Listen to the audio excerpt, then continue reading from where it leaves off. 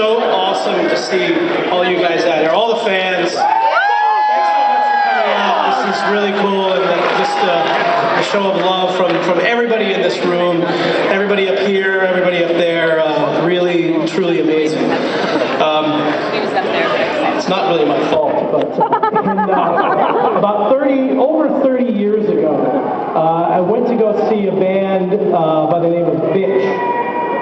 You were in it! At a club in Orange County, California. And one of the bands opening for them was this band called Slayer. And I got to the club, and I got there early enough to see them, and because I always like to check out what bands were happening before the main band came on. And the name was pretty cool, so I was standing there, and they went on stage, and my jaw literally just dropped open. They played mostly cover tunes at that point. There's a couple of originals, but what they were doing on stage, what those four guys were doing up on stage was something really amazing to me. I felt something just click in my head like, wow, this is really cool. And so I went backstage afterwards and talked to the guy who was their manager, and Jeff and Carrie and a couple of guys. And I think I might have talked to them a long time ago. Anyway, said I had this compilation album and loved to have them on. And this, that, and the other thing happened, and we ended up having them on the compilation and actually doing a record with them as well. First record, of course, we did was Show No Mercy.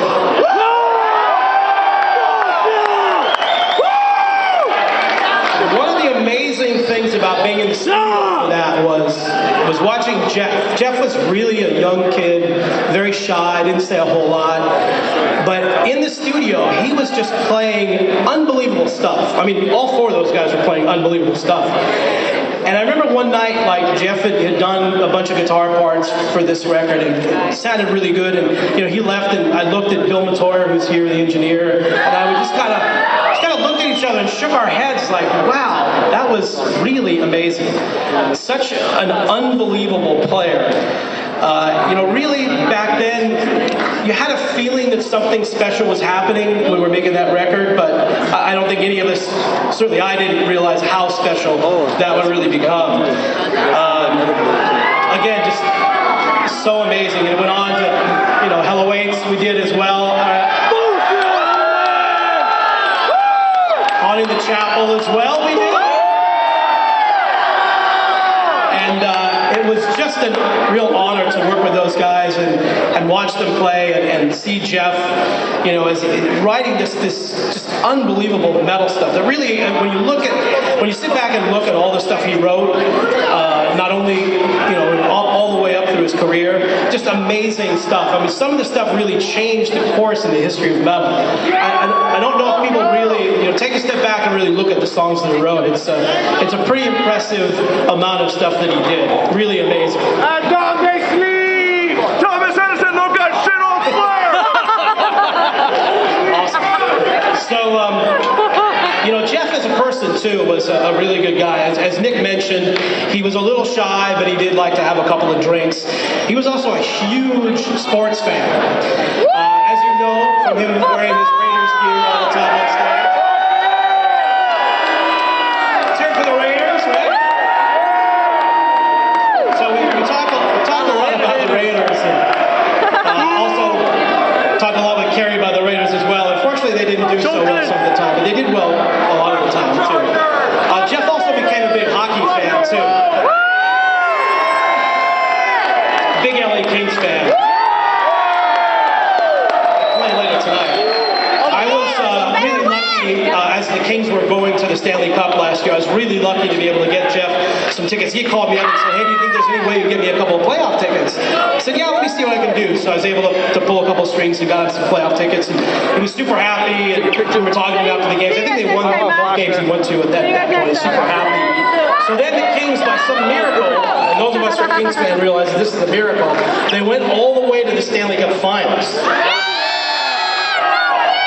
Which never in our lifetime could any of us imagine that was going to happen. So Jeff called me one day and said, hey, you got me those playoff tickets. You think you can give me Stanley Cup Final tickets? Like, well, let me see what I can do. And I actually, as luck would have it, a friend of mine who works for the Kings had called me up maybe hours after Jeff had asked me about it and said, hey, I got a couple tickets to Stanley Finals. You want them? I go, that's a dumb question. Of course. So anyway, I got the tickets, and I actually had to be out of town, so I gave the tickets to Jeff. He went to the game. I remember talking to him afterwards, and he was so thrilled that they'd won the game. And one of the last times I talked to Jeff, it was after the Kings had won, and he was super happy. So always remember that, and I was really happy I was able to get him those tickets and enjoy the game. So really amazing. A couple people have asked me, like, you know, what's like one memory of Jeff you have, or, you know, there's so many of them it's impossible to say. Just being around again in those early days was phenomenal. But I remember one of the things that still gives me goosebumps today was seeing him. Did you guys go to the Big Four show out in Indio? Awesome show, right? One image that I'll never forget was Jeff coming up at the end of the show when they did Sound of Heaven. It still gives me goosebumps today. Just a phenomenal moment. So anyway, we're here for Jeff. Yeah! Phenomenal guy. An amazing musician. He obviously touched everybody in this room.